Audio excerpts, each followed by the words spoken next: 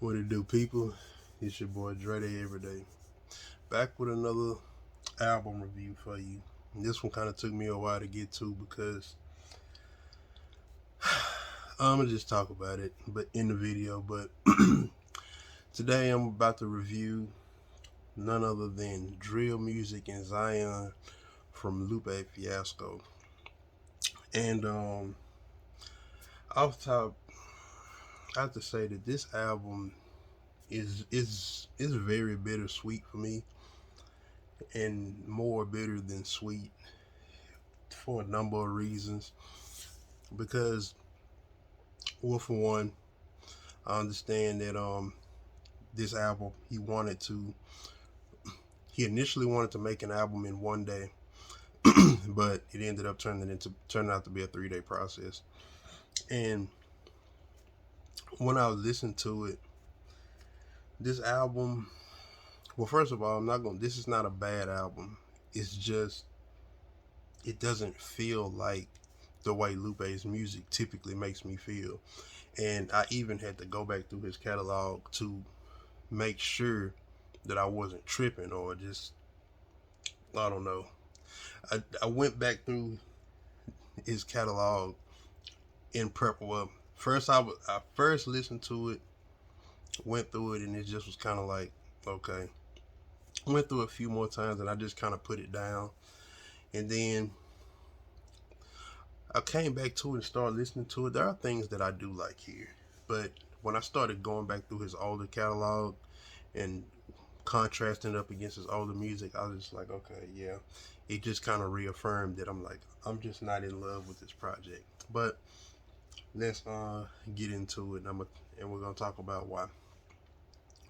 Now, for one, we got the cool thing that I did like. He brought his sister Aisha Jacob back for the Lion's Den, and she drops one of her epic poems. And this one thing off top about Aisha, she's definitely Lupe Fiasco's sister. Like, just when you think about the intro on Food and Liquor, the intro on The Cool, and the intro on what's that, Food and Liquor 2, she just has a way with words the way Lupe does, just more on a poetic value. Now, let's get to the fun shit. Number 2 is called Fish. Now, this this right here is Lupe being Lupe, but it's spelled Ghoti. You know what's funny is me sitting here looking at this, and after I found this out, this spelling Ghoti, all capital letters, this looks like a fish to me. But this is basically, if you take the GH sound off the pronunciation of the words like rough, tough, and enough, rough, tough, you got the F sound.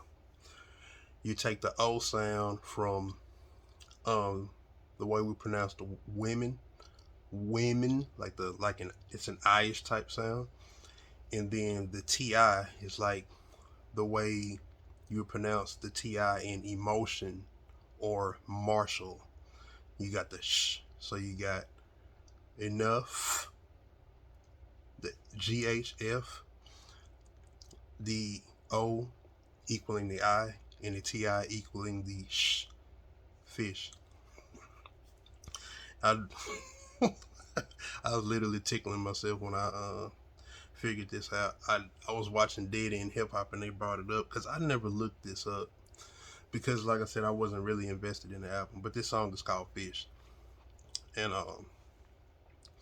that's Lupe playing with his words, and it's got a nice little kick up to the album flow. Um, Assassin's Creed reference on the first line, that was cool. It's just a nice little intro flow. Now the next song, Autobot, but this song is called Autobot. He just got that O on it to throw you off. Now this Autobot song, Autobot, this is about Lupe's this is about Carrera Lou pretty much taking a life of his own and just kind of like running shit, and funny thing about this song is it reminds me of this anime called Perfect Blue. And in Perfect Blue, he didn't say that this had anything to do with this. Is just me making a reference. I have to do this to help myself engage with the album. But in Perfect Blue, there was a girl. She was a part of a group that were singers, and she wanted to stop singing and become like an actress. And while she pursued an actress career, her actual persona as a singer took a life of its own, and it began to do things in the world that she didn't agree with. And it's almost kind of like a conceptual look at, I guess, like when your celebrity takes over your personality. So that's kind of like the whole vibe of Autobot. And Autobot to me has the most energy in this, because like Lupe didn't really sound interested in this album. I'm not gonna say this album sounded lazy, but it just sounded like it sounds frustrating. And I think Miss Mural kind of describes everything that I feel about this album. But we'll get to that in line. Precious Things. Precious Things is about the concept of Lupe's hands turning on him. And he makes the song, makes a lot of different hand gestures, just like the bars and rest. It's a pretty clever song, but the whole towards the end of the song, you get the reveal is that the hands are mad at him because he doesn't write raps anymore. So that song's kind of cool, definitely Lupe-ish, but it's not my favorite song. It doesn't sound bad, just. And then Kiosk, I think on my first listen, Kiosk. Well, of course, Autobot was a single, but that kind of got me invested. But I tend to overlook the singles when I'm doing my first official listen. But Kiosk was the first song that just kind of made me it just grabbed my attention. And in this song, he's rapping from the perspective of a mall kiosk where they sell fake jewelry. And it's almost kind of like what would I say? This is almost like the mall kiosk is speaking to you, like just as a common passerby, and enticing you to come and buy some fake jewelry. And it's just kind of contrasting it up against rappers who wear fake jewelry, what this comes with, um, what comes with wearing jewelry, what attention you might bring to yourself, um, what trouble you might bring to yourself, so on and so forth. But I really thought this was an interesting concept. And then at the end of it, he starts singing to another person, which I perceive as Lupe, and he was like, "Hey, I'm cool. I already got a watch already." That's hilarious to me because that's my persona when I'm walking past these kiosks and almost any vendor that there is. It's like, look, I'm good, I'm good, I'm good. But anyway, now Miss Mural. I think Miss Mural is the most interesting song on here because I think this kind of describes why I don't love this album.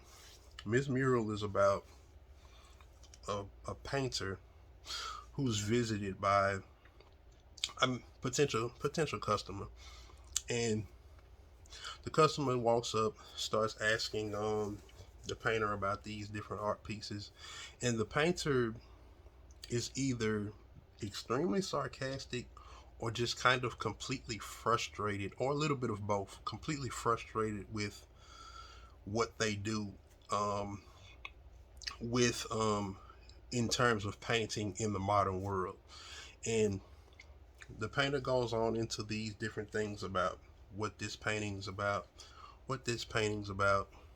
weighed against um, what they feel like the state of the painting profession, the state that that's in, how people perceive art, and them potentially being burned out. And that was I think the potential customer, the patron, asked about, I think he said something like, are these throwaways? And the painter was like, this is not to be discussed, and it goes into describing about how these people appreciate this or whatsoever.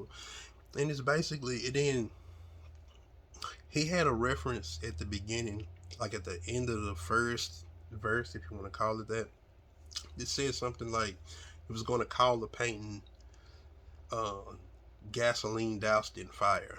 And then you keep going through the song, and after the painter just kind of runs off everything that's frustrating him or her, um, he tells the patron to go. He's like, "Hey, why don't you just go stand on top of this right here? I got an idea."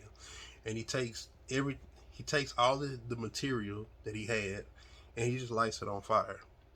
And it was kind of like there was foreshadowing to that in the first verse, but I thought this concept was interesting because I think this is the place that this album's comes from. Like Lupe sounds pretty on this album. I think he sounds frustrated. He sounds like just exhausted. And I'm wondering, I'm thinking to myself, is this coming from this 3 day process? Is this combined with how he feels as a rapper? Because, if you follow Lupe on Twitter and Instagram, he talks about being done with rap. He's been talking about being done with raps for a long time. And just as he gets older, it just becomes more and more of a thing. And for me, this is this album hurts my feelings, and this song highlights it because it's like I'm sitting up looking at the guy that I regard as the greatest rapper to ever live, and if he's potentially burned out, or if he's giving us his last projects, and for him to give us this, and I didn't get excited through listening to this. I just felt the frustration. I can't say he didn't work hard on it. He did this in 3 days, but the album sounds frustrated, rushed. It sounds raw in an undercooked type of way. I just didn't. I don't know. But let's go to. I think Naomi. It's a pretty cool, kind of like a rock the party song, but it's kind of like in the another thing about this, Naomi and drill music and Zion specifically, when I first listened to this, these reminded me, I was like, damn, this sounds a lot like Droga's Wave, the back half of Droga's Wave. And then I started thinking about it, kind of sounded like they could have been on the House EP as well. And I'm sure with him recording a project in 3 days, he took tracks that were just already there.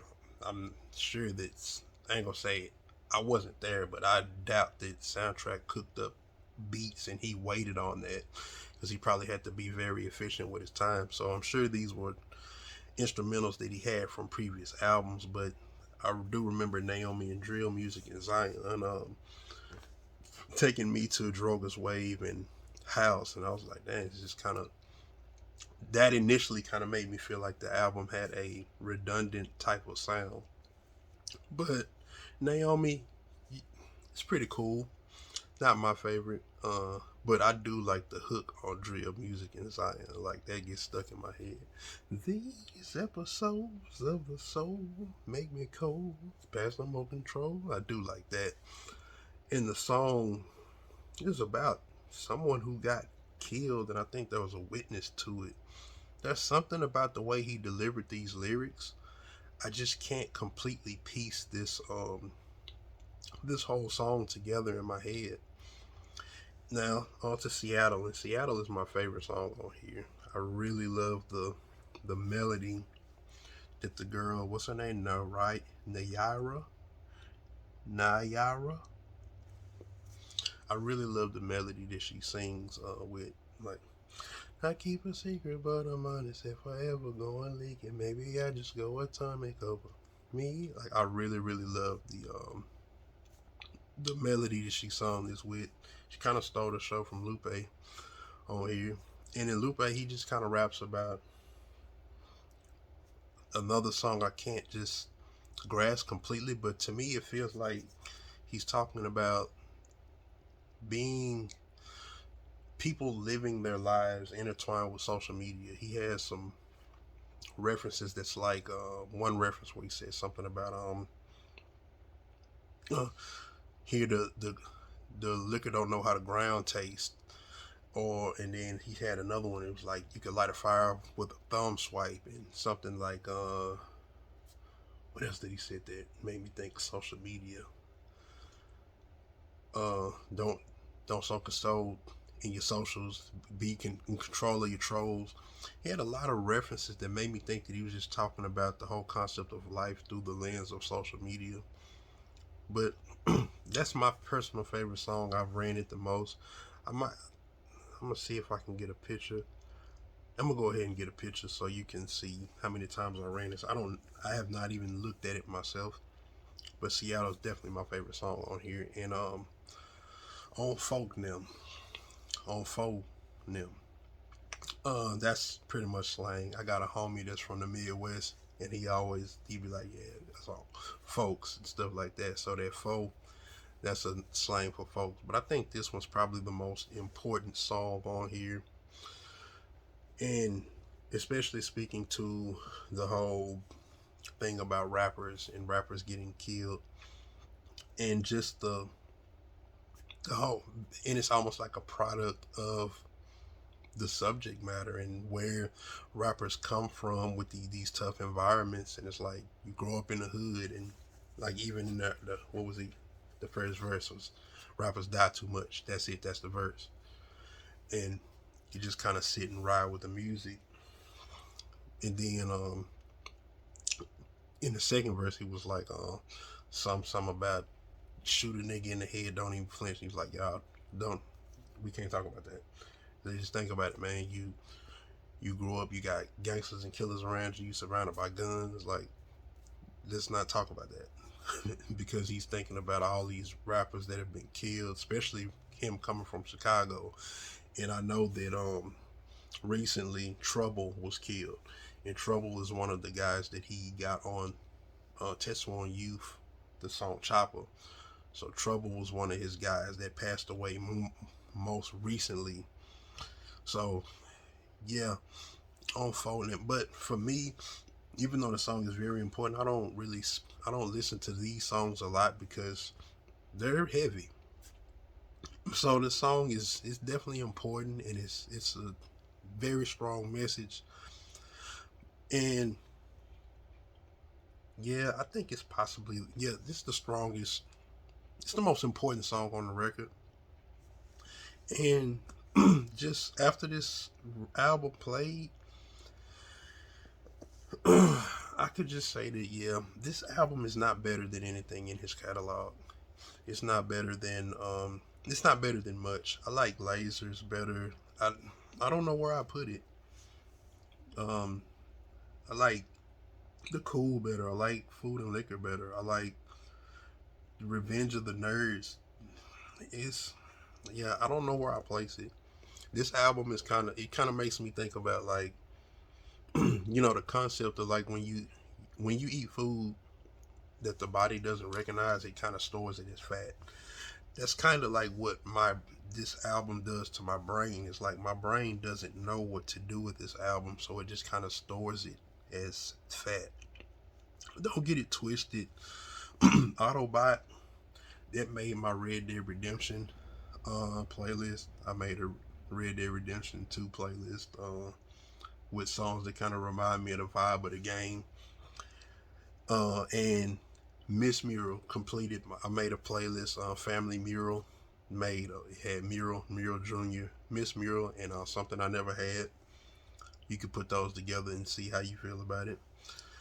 And then, like I said, Seattle, my favorite song on here. I don't even know if any of these songs will be in my top 10 songs at the end of the year. That's to be determined. But yeah, this album, the reason why this album just hurts my feelings is like I said, man, I'm sitting up looking at the greatest rapper potentially giving us his last work, and it's like, it's no overarching concept. It's straightforward. I didn't find myself smiling at many bars. I did laugh about the fish Gotti thing, but I just didn't get much. This is not what I go to a Lupe album for, you know. And like I said, when I was listening to his other work, it just kind of confirmed. It's like, yeah, this is just not. It's not my favorite. It has songs that I like, and I do feel like that once he puts out another, if he puts out another project, I still want Skulls. Period. I feel like once he puts out another project, I may never listen to this again. But yeah, this is my review. It, like I said, man, this just kind of hurts my feelings as a gesture. It's bittersweet, and I was just wondering if he actually wanted to make this album. Did he want to make it, or was it just kind of an exercise? Like I said, I don't want to disrespect what this man does. This man is the greatest rapper ever, but I just don't feel like I got the greatest rapper in this album. This would be like if Lupe would have used the ghostwriter, or if Lupe was just kind of phone it in. And and maybe it's a testament to how much I am as a listener, because there are certain days where Lupe is just an every single day listen. And I say this a lot. You could take this project and give it to another rapper and it's their best work, but I don't look at it like that, man. I want the Lupe feel. And yeah, it has moments. It has flashes of Lou's brilliance, but yeah, he just kind of sounded like he was just talking the album, except for with Autobot, and even Naomi a bit sounds like he just talked it. But that was my review. Hope this is not the last project from Lupe. Um, it has moments. It's not my favorite, but it is what it is. But I do just hope that this is not his last project. And when you next time listening to Miss Mural, just listen to that concept. Listen to the song and just listen to the lyrics, and just think about Lupe being the painter, because I think that that's really the whole. I think that Miss Mural is kind of like the whole thing with this album. Um, I think he's just frustrated and kind of tired of how things are. Maybe you're ready to put it down, and like I said, that idea is what makes me sad. But that's all I got for this right here. I don't know if I'm gonna be doing any more album reviews. I might do Joey Badass. I don't know, but I definitely want to get this out. A couple people have been hitting me about this, and I got made the Lupe as the GOAT. Lupe is still the GOAT. He still has a GOAT body of work. Don't get none of that twisted. I think Autobot being the lead single was either the best or worst decision, because that's the song with all the energy, and I do like the concept, but getting the album, I just don't. The rest of the album doesn't feel like Autobot. But that's all I got for this, and until my next album review, if there is one in the near future, peace out.